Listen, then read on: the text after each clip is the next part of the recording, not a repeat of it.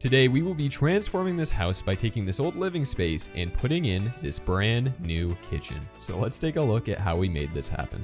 To start off with the obvious, this is not a kitchen. So what happened? Well, this was the old kitchen, tucked away in the corner of the house with an atrocious layout. This just wasn't gonna work for me, so I went to SketchUp and thought, what can I make happen here? So as you can see with the existing layout, living room just not really making much sense. There was no good place to put a TV and couch, and then the kitchen tucked away behind two load-bearing walls just didn't work for me. So this was kind of the design that I came up with. The living room now having its couch in a corner as opposed to the middle of a walkway, and the kitchen right there for hosting various different gatherings. And then we have a formal dining room that I would love to tell you I've been using for hosting dinners, but really it's just become the Dungeons and Dragons room. The entire house demo took me about a week, and for that time I just rented a 40-yard waste bin which I had in the driveway, and that made things so much easier. With these cabinets, I had the idea originally of trying to keep them for future storage needs, but man, they were just so water damaged, full of mildew, rodent droppings, all sorts of nasty stuff, so they all had to get chucked. And then the appliances, I did just have a guy come and take all of those, which saved me a lot of bin space. This was the worst part of the entire house demo right here. These parquet floorings were just so well installed. There was so much adhesive used. Getting them out was brutal, very messy. They didn't come out in clean chunks like I would have hoped that they would have. And I actually split this up over a couple days just because of how labor intensive it was. Probably should have just rented something to take these all up. Would have been easier, but I'm an idiot and I had a 3-foot pry bar, so that was the route I took.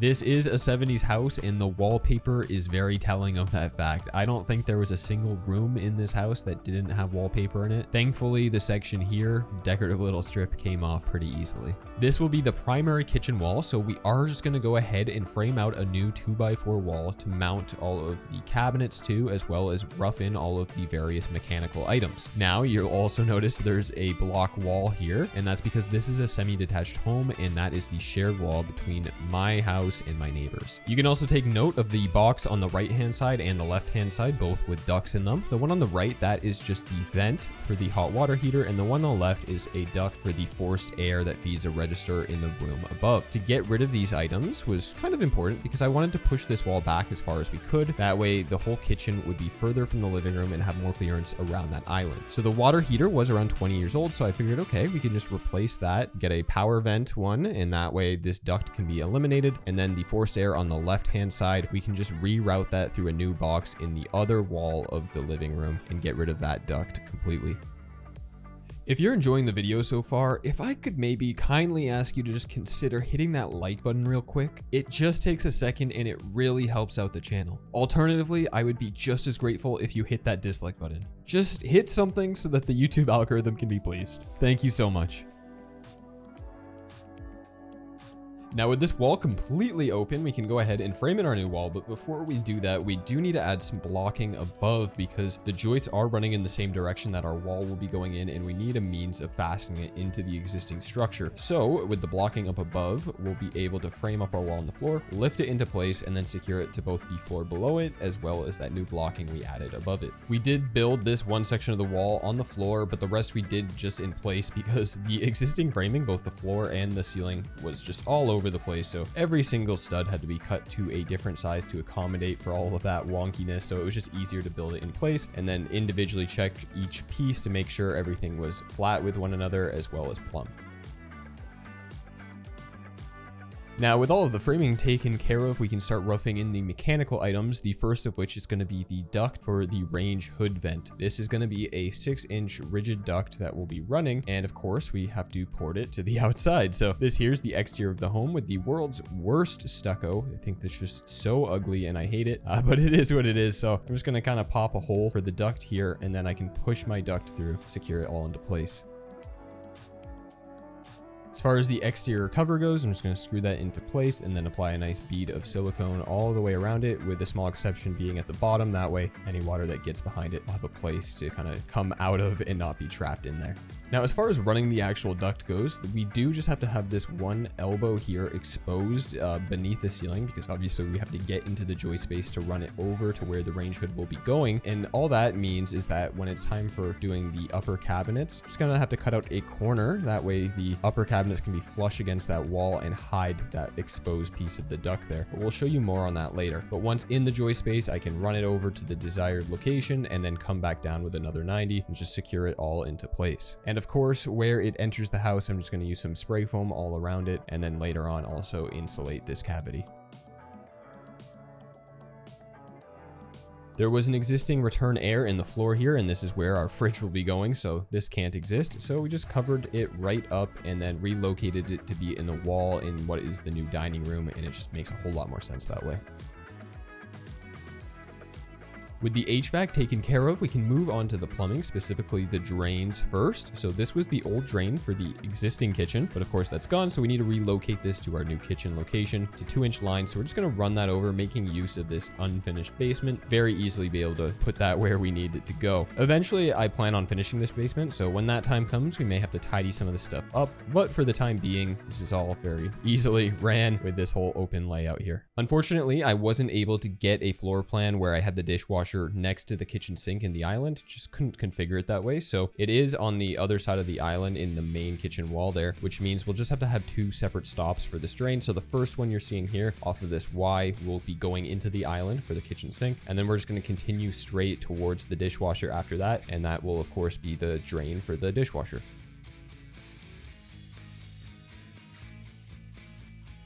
Stubbing up the drains just in the rough locations for the time being and putting some test caps on them until we can address them more later. And as far as venting goes, we did just use the air admittance valves for both of these. As far as the dishwasher one went, of course, in hindsight, I probably should have just ran an actual vent for it because we did have that wall nice and open. But with the island one, I think a Studer vent just kind of made sense. And then with the drains all configured, next comes the water lines. So for this, just making use of PEX type A with the expansion fittings. Very easy to work with this. You can see here, just routing it everywhere we need to go, and then we'll tie back into the existing copper water lines. Again, I really just wasn't concerned with running these in the most pretty of ways because we will be finishing this basement later on, and I think a lot of stuff will have to just be reworked a bit. I'm just not really concerned about that. When you have a nice open ceiling like this, it's just so easy to work with stuff like this, especially PEX. I mean, it takes minutes to work with that stuff. As far as the water lines went though, we did just run a hot and cold line to the kitchen sink, a hot line to the dishwasher, and then a cold line to the fridge. Very straightforward process. With the HVAC and plumbing now complete, the last thing remaining, of course, is the electrical. And this house had existing aluminum wire for everything. So with everything open like this, all the relocations, I figured let's just rewire the whole house using, modern copper wire, get it done with that way. And being that I am, now a retired electrician, it just was very straightforward. It took maybe 2-3 days, maybe $1,000 worth of materials to completely rewire this home. So it was well worth it in my opinion. Here, we're just going to rough in a couple of octagon boxes over the kitchen island for 2 pendant lights and then a whole ton of pot lights. And this is one of my biggest regrets as far as the renovation went. I just put in way too many pot lights. With my background doing so many pot light jobs, we just kind of had the standard procedure of, okay, pot light 2 feet off the wall is 4 feet apart. Just kind of run with that. Now, given that I've started to get more into the design and home reno kind of things, I do appreciate lighting that makes more sense, not just flooding everything with light. So way too many pot lights for my liking, but whatever, a dimmer kind of solves that other than the ceiling looking a little ugly. When it comes to kitchen electrical, there is a lot of power consumption that goes on, so a lot of dedicated circuits need to be ran here. Fortunately, we can make use of that unfinished basement to bring a bunch of new circuits over, and the first thing I'm going to do is just mark the location of all of my circuits as well as where the boxes need to be installed. This one here is just a countertop plug, so it's going to get a 12 to 20 amp circuit, and I'm going to actually loop this plug with the kitchen island plug. Down here's the stove plug, so that's going to get an 8-3 with a 411-16 box. And then another couple countertop plugs. I actually did end up eliminating this one on the left here because I just knew with how I laid out the kitchen, I wasn't going to need it and I wanted more visible backsplash. But we'll also have a fridge plug, dishwasher plug, microwave plug, and a circuit for the Rangehood.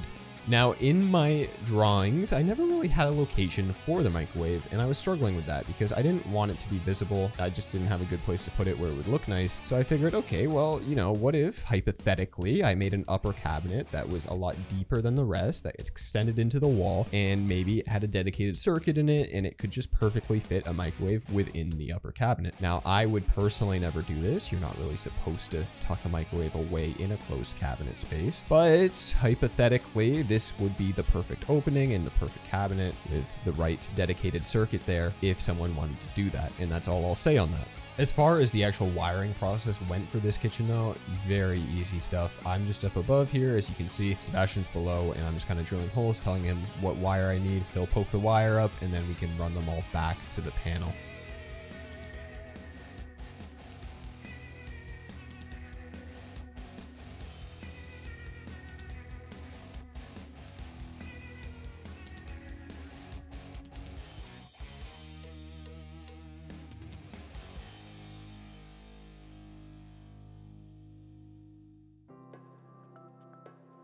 Then after all the wires have been ran, I can go back and tie everything into the boxes and staple everything. So I'll just strip the ends of the wire, put them into the metal boxes. The ones I'm using here, the device boxes, do have a built-in clamp, so I don't need a secondary like plastic connector of any kind. I can bond them to the metal box, and then once everything's kind of sized out that way, I can go back and staple everything and make it a little bit prettier. You'll also notice a brown wire. That's the low voltage cable for the under cabinet lighting. So that just goes at the top left corner there to a 120 volt line from a switch box. So power comes in up there to a driver and then sends out low voltage to the under cabinet lighting.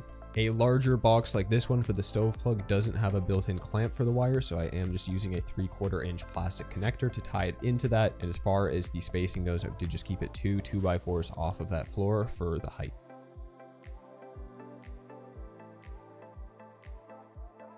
And just for a better look at tying this wire into the box, you can make note of that clamp there. And that is what's going to hold that wire into the box and make it so that we don't need a plastic connector. So I always get some questions about this. People ask me, where's your plastic connector with the metal box? Well, these ones are rated so that they just have a built-in clamp. It's just kind of that easy.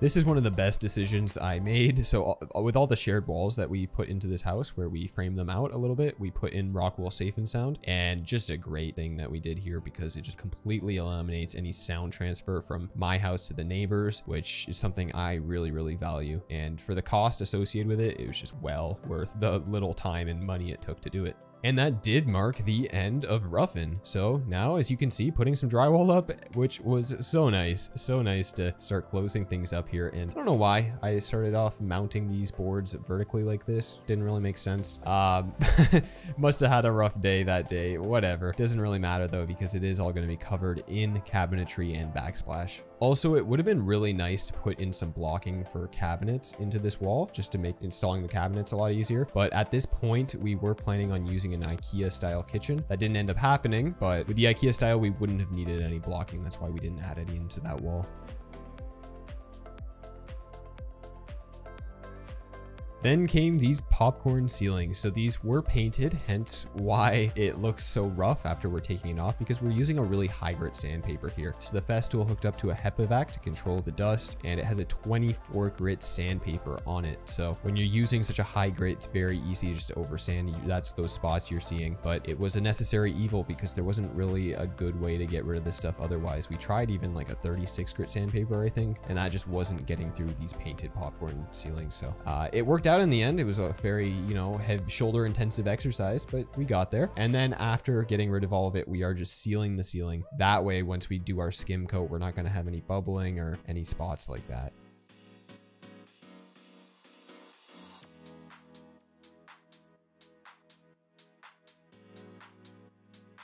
And then some pre-filling going on. So Sebastian just rocking the sheetrock 45 or maybe even 90 with how big this project was, pre-filling any of the larger gaps and cracks before he gets to taping everything up. Although you'll notice in some spots, we'll use the mesh tape here with, again, the sheetrock 90, I assume he was using. And that's just gonna kind of start off the mudding and taping process.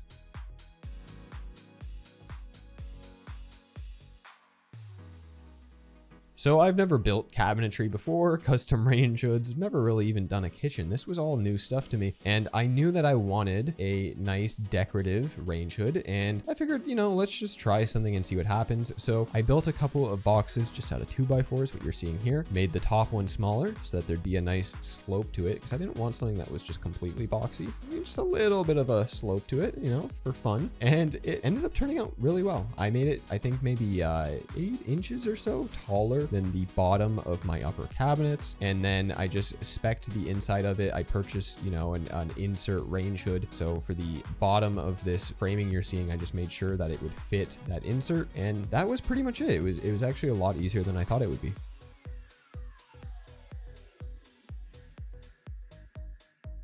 Once we'd framed it all out, we could then drywall it. This was also very straightforward. Just put on excess leftover cuts of drywall we had, screwed it into place, and then cut off all the excess as well as that insert section there. And you can see here, that's the insert I was talking about. So just checking right now to make sure it all fit okay, and thankfully it did. We'd have nice access to later run our ducts to it, as well as tie in that electrical.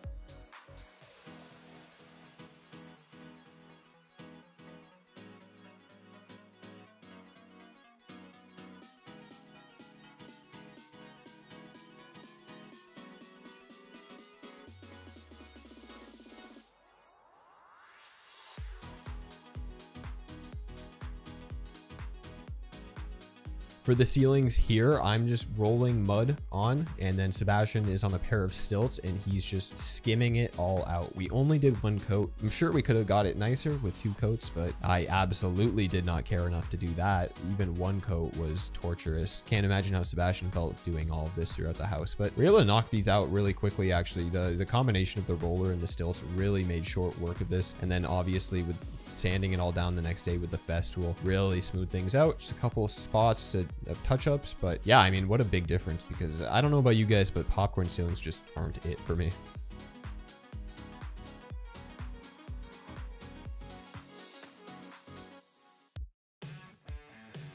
With that though, finally, after all that time, we could start priming, and I was so happy about this because in this house we had blue walls, green walls, pink walls, brown walls, you know, name a color, it probably was in this house. So just priming everything, getting it all to be a uniform color really made it feel so much nicer. Really love this. And this is just Cover Max by Sherwin-Williams. It's our go-to primer.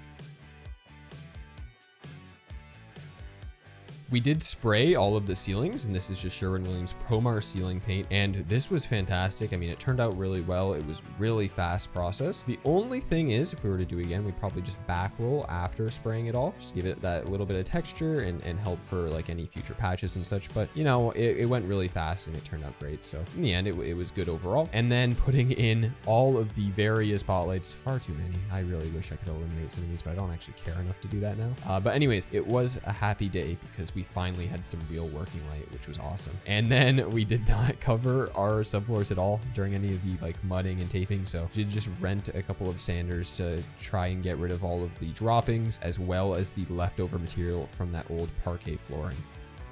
This is 3/8 inch thick plywood, and we ran this throughout the house. Reason being is the existing subfloors were only 1/2 inch thick, and they just felt extremely bouncy. I mean, honestly, working in this house, it was like being on a trampoline. And I don't know if this step was actually necessary or not, but I'm glad we did it at the end of the day, because now all of the floors in the house feel so much more solid than they did when we started working on this place. So we just went around, cut all our pieces to size, use a combination of subfloor glue and crown staples, and really beefed up these subfloors.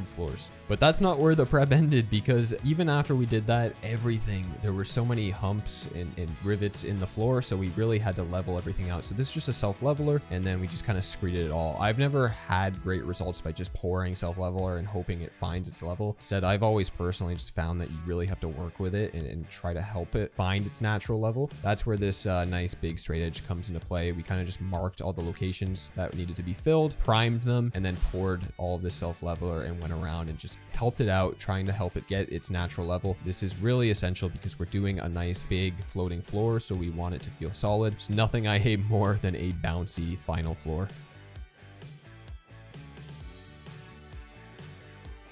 We did just paint almost all of the walls in this house with Sherwin-Williams Alabaster in the emerald line in a satin finish. Very nice off-white with a hint of warmth in it. I just love it. Finally getting cabinets in, and I did spend a couple weeks here, maybe even closer to a month, building all the cabinets for this house myself, despite not really knowing how, and this was all just using 3/4 inch maple. And they turned out surprisingly well for my first time. They're not perfect, but you know, I'm overall happy with them. So for this back wall here, we're just gonna take a laser, mark the locations there, and then we can start getting in our base cabinets here. And use a chalk line just to further mark that wall, and then on the left side here, we will have 2 larger base cabinets, and on the right we'll have 2 as well, smaller because there'll also be a dishwasher.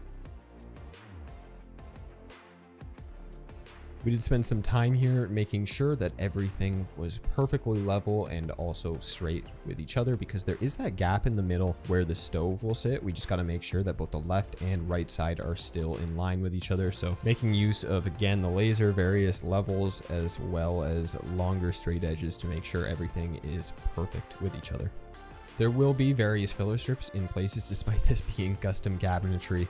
I could have done a better job of building everything to size, but like I said, my first time here doing this kind of thing, so we had some larger filler strips in certain sections, and you know, that's just fine.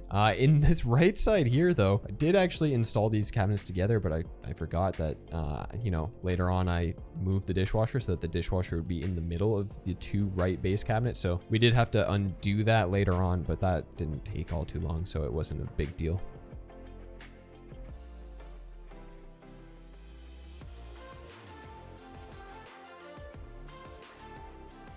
We got this nice big tall pantry cabinet going in, and that will also kind of house the fridge. And you can see that it's stained, although later on it isn't. So what happened? Well, all of the base cabinets here, as well as the fridge surround, I did stain. However, when I did all of the doors, they just turned out really bad. It's maple. I didn't know when I first started how hard it is to stain maple. You know, it's just something I didn't know about. So when it came down to staining everything and I got to all the doors, there was just so much variation, so much splotchiness. They ended up, I hated the look of them, so we did end up painting them, but for the time being, getting them all into place, and then once all the cabinets are kind of in, we can install various drawer fronts. To do this, we just marked the locations for all of our hardware. We went with black originally for this stain, although that after we painted them white, we ended up changing over to gold because it just looked nicer in my opinion. But for the time being, marking those holes, and then that way we can get in these drawer boxes. And once all of those are in, we can then mount all of the drawer fronts to them using the 2 holes from our hardware. So you can see I'm just going to hold the drawer front into position, and then Sebastian can drive a couple screws through it. And then once that's holding it in place, we can then open it up, drive 4 more screws in through the back, and then remove the 2 front screws that were temporarily holding it in place. So we're just looking to have everything consistently spaced here, try to get everything really flat with each other and have a good look.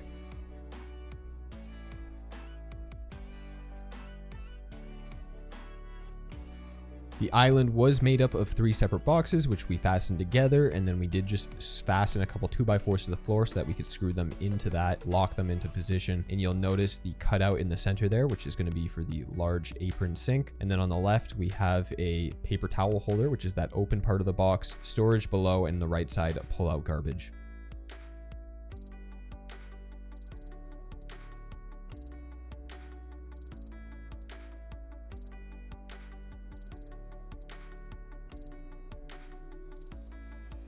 Now, I actually haven't talked about this until right now, but this is a little coffee bar, and I was really happy with how this turned out because it allows me to keep, you know, some appliances away from the main kitchen area. I have a ton more storage space, and it's just a better usage of the house in general. We did have to move that doorway over to accommodate this, but I'll have a video coming out in the future going over the whole house reno in general, where you can see more of that process if you're interested.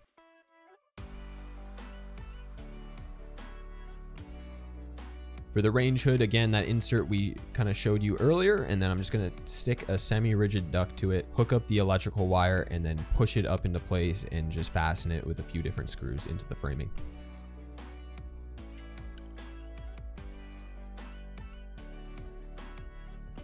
This is just 1x4 maple with the same stain as everything else, and it's a decorative molding for the Rangehood. I wanted to add a nice little accent piece to it, so I just mitered these pieces of wood here, glued them all up, and used clamps to hold it until that glue set up. As mentioned before, this is the hypothetical microwave location. So just cutting out the drywall of the framing into what's very similar to kind of like a shower niche, I guess. And that way, the custom upper cabinet we made that's deeper than the rest can just go right into that little cubby hole, stick the electrical wire through. Again, all hypothetical stuff going on here. And then we can get our two uppers into place. And it's really starting to look like something. Just a couple little filler strips on the left and right side, you know, where it meets the Rangehood, and then the pantry cabinet. And the exact same process for the left side here. We did just take a 2x4 to help with the installation process, and then we used some larger GRKs to fasten these cabinets into the existing framing here. You can see that left cabinet there, that kind of little box I was talking about to hide the ductwork for the Rangehood.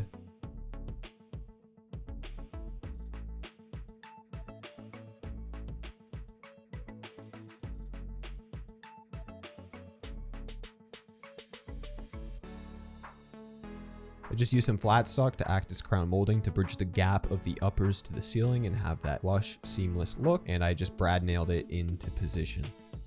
The decorative Rangehood molding just glued in, really snug fit, honestly. Maybe didn't even need to glue it in with how tight this thing was, and it ended up looking really good. I was actually really happy with how that came out. Finally getting the doors in, and this was a great moment because it was finally starting to look like something, and starting to see like all this cabinets that I spent so much time making was actually looking decent. Again, not perfect, but decent. I then tied in this apron sink, so just getting the drain into position here. Did find out later I shouldn't have done this just yet, because for the countertop installation, the countertop guys did kind of need to disconnect this to lift it up a bit, because I did end up doing mitered corners on my countertops to give them, you know, a thicker appearance. So it did need a little bit of adjusting, but anyways, this is how the plumbing went. Just kind of came down right to my P-trap, extends to the drain, and then we'll come up as high as we can go while still being able to access it with that air admittance valve as the vent. The water lines following suit, we're just going to stub those up and then leave them for the time being until we're ready to tie in the kitchen faucet. We can then put shutoffs and run our hoses to them. And the electrical wire, same concept. We're going to run that up through the side of this box here. I did just want one island plug here on the left-hand side. If I want more in the future, I can always add, but for the time being, I just wanted one on the left-hand side where it was kind of hidden, but still functional. With the apron sink here, it did have that kind of slanted edge, so I did just have to scribe a couple pieces of maple to act as fillers in this space, and turned out pretty good. I was just able to screw in from the bottom and the sides here, and you'll actually notice too on that garbage pullout for just a frame there, you could see I did just have some foam gasket there. I don't know if that was actually necessary or not, but that was just to act as kind of like an air barrier so that no garbage smells come through that pullout drawer. Again, probably not necessary, but just something I added. And here, more filler strips. You can see scribing where necessary, where walls weren't straight, and then screwing in through the sides of cabinets to secure them. Dishwasher installation, very similar with the sink here. Gonna come off one side with a T to go to a P trap and then to the drain, and then coming up with an air admittance valve as high as we can go. Again, in hindsight, should have just ran this one up the wall and had a real vent, but it is what it is. It's worked fine for the many months I've been living here now, so it did work out. And then again, water line, hot line coming up with a shutoff for that connection.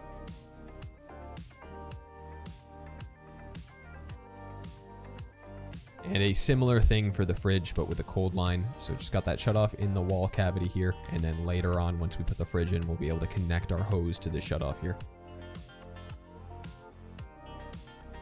I did take a sheet of plywood and just stained it the same as the rest of the base cabinets here, and was able to attach it to the island, just fastening it into place. And later on, we'll use some decorative molding to really make it look nicer. The flooring in the house is the same everywhere with the exception of the bathroom, not a single transition strip, which I was really happy about. And this is Taiga's Curate flooring in oak natural. It's a 9-inch wide by 5-foot long luxury vinyl plank, 20 mil wear layer, I think maybe 7 or more millimeters thick. So really high quality stuff. And we didn't cover this up for the rest of the renovations, and there's no stains or scratches of any kind on it. So yeah, I mean, awesome floor. I really value something that can hold up like this can, because I'm pretty rough with my stuff and it feels great. All the prep that we did for the subfloor made it so that there's no bounciness of any kind, which you'll sometimes have in floating floors. And of course the installation took a day for all of the floors, which, I mean, that's just so awesome. Like, thinking to the bathrooms we do and how long it takes to do the floors with these large format porcelain tiles versus what we can knock out with a vinyl plank, it's just crazy, the difference in speed.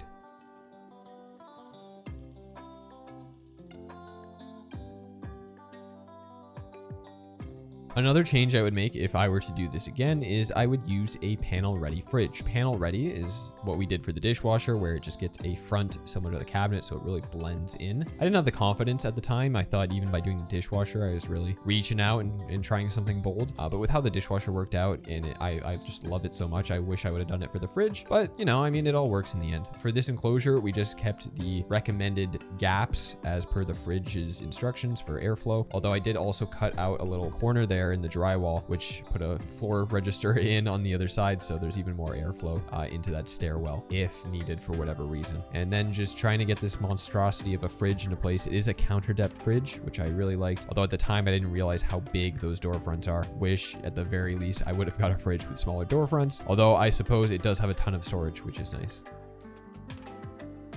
With the floors knocked out, you can now finish off this island and add some decorative molding. So this is just various cuts of maple stained the same as everything else. And then a combination of construction adhesive and brad nails was used to put it into place. The purpose of this stuff is, one, to hide the corners of all of the plywood there, but also cover the expansion gap of that vinyl floor where it's going up against any of the base cabinets. So we did want that 1/4 inch expansion gap, and to cover that, we're just using the different maple you see. It also helps make this island look less like it's out of Minecraft and more like it was built by someone that actually knows what they're doing.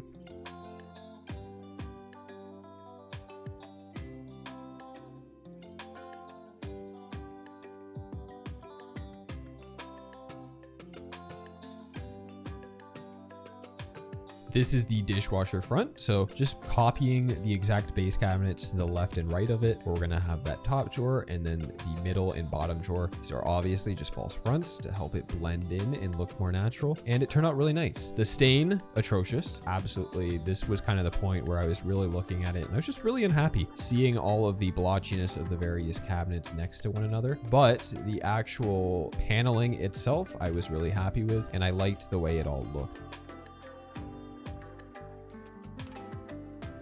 I wish I could show you in more detail how I actually connected this front to the dishwasher, but I think it might have taken me like 3 hours or something, and I was losing my mind trying to figure it out. So unfortunately, I can't really show you just how I got everything to line up perfectly, but it worked out somehow, and then getting the toe kicks into place as well. Definitely should have done this before we installed the cabinets, but I am just using a router to make a little track for the LED lighting, for the under cabinet lighting, that is. The router had a really tough time of doing this. It was a little smoky. I think I just started off by trying to chew out way too much material, so made some adjustments and was able to get it working more smoothly. But then I was able to mount an aluminum track into that cutout and then run all of the LED tape light into those channels and add some diffusers and get it looking real nice.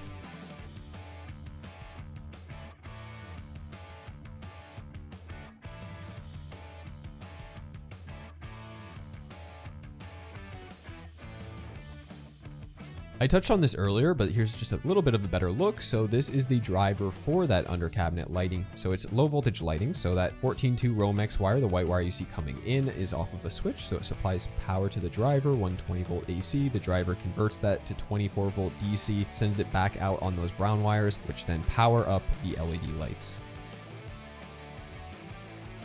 I'm so sorry that I didn't show the installation, but I did have my countertops put in by A Granito World here in Mississauga, where I'm located, and they did such a good job, guys. I really wish I would have captured that, but they came out to measure, and I think 2 or 3 days later, I had countertops. It was just amazing. But with the countertops in, I could then install the backsplash. So this is just a white Artisan tile, meaning every tile is a different size, and I use the same tile in my bathroom upstairs for the vanity accent wall. Love this so much. Did just a stack pattern, kind of working it all the way across using a ledger board for that stove area. And then once I finish off the whole main area, I'm going to take that ledger board out and then just do a row below that. That way there's always kind of that slight gap sometimes where you can see behind the stove in the wall. So just want to make sure that was tiled as well. The next day though, I can go ahead and grout it with Blackcreek's Frosty grout. Very nice light gray. And I just love this look so much.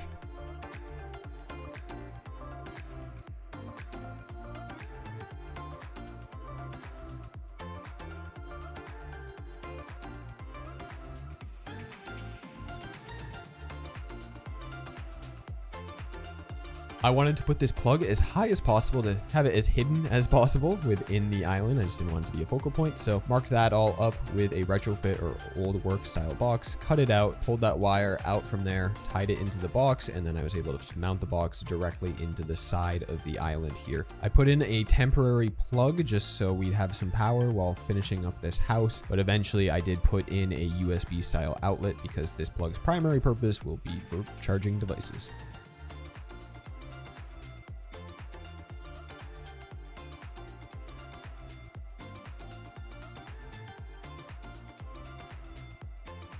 The casing in this house was all 3" by 3/4 inch thick step profile style casing. So it's got that one slanted profile to it, which is really nice. The baseboard all following suit, just being 5.5 inches tall. And we did just coat it all with emerald urethane semi-gloss white paint.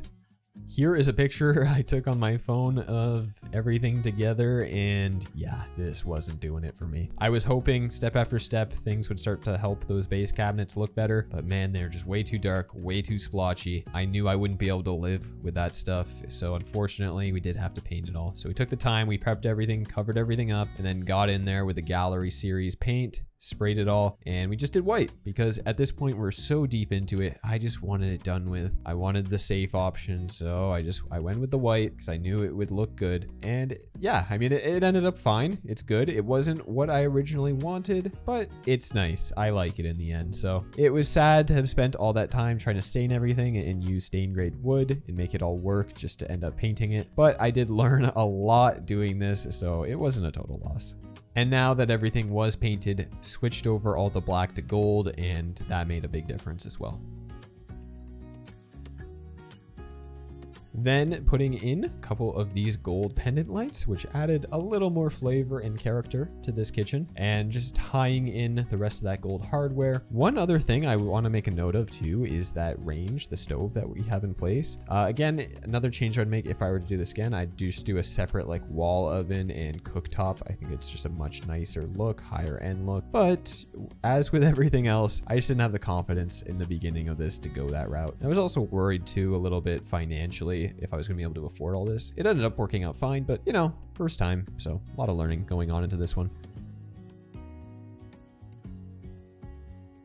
I did actually end up changing this faucet out because I didn't love the look of it, and the functionality too just wasn't really there. So I switched this out for a Mohome faucet later on, but it was nice to get some fixtures in. I always love putting final fixtures in. And then some curtains over this double sliding door as well. Just went with a nice white linen style curtain for this, give some privacy.